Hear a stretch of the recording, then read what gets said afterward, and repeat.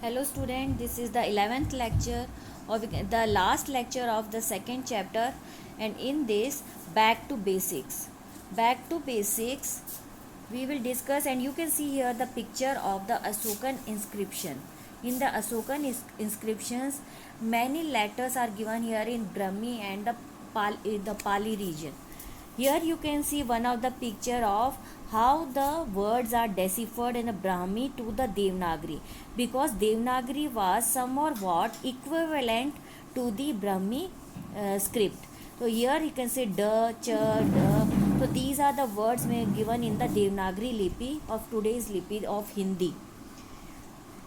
Now, how was it deciphered? The main achievement goes to for the James Prinsep, who deciphered the Kharosthi and the Brahmi Lipi, able to decipher the Ashokan Brahmi Lipi in 1838. So, because of that, because it was at same point of the Devanagari script. So, deciphering the Brahmi Lipi by James Prinsep, this was a main turning point of the for the archaeologist or for the deciphering the languages of that Ashokan time of 6th century. How Kharosthi was read?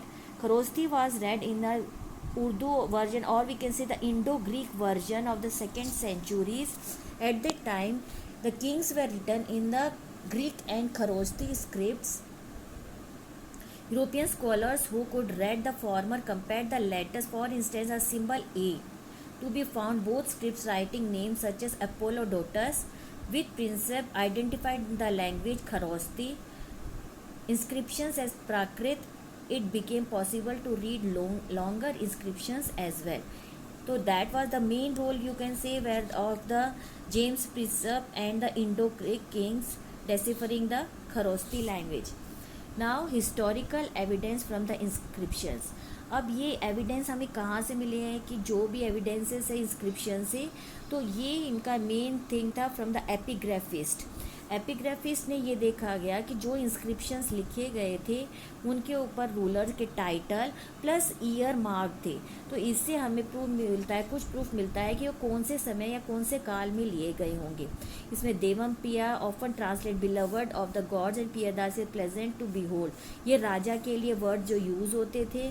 Same languages में ये contents style language palaeography epigraphist have concluded that they were issued by the same ruler, क्योंकि एक ही राजा के द्वारा ये words use किए गए थे.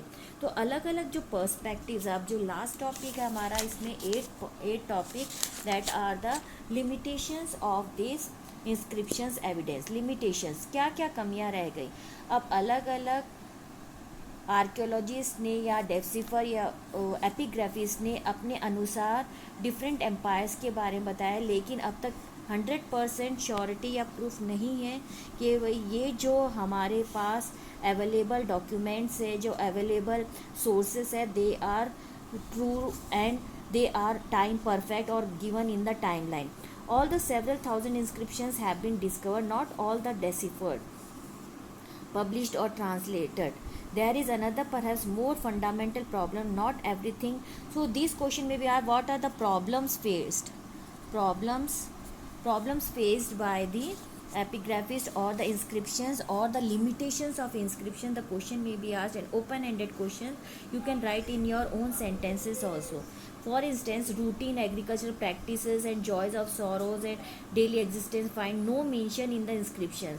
So how can we calculate ke what time, at that time, what type of agricultural techniques were used, or the unique events or grants were given. So these perspectives of the person who commissioned them, they need to be justified or utilized by the others' perspective so as to arrive a better understanding of the past. Here you can see a picture of copper plate inscriptions from Karnataka of 6th century. So here now students, the chapter is over.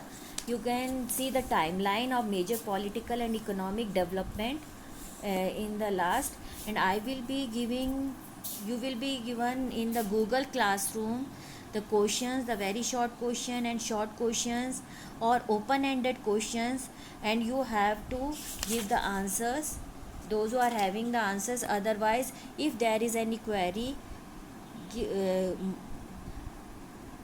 give the queries in the Google Classroom, and I will be giving you the answers.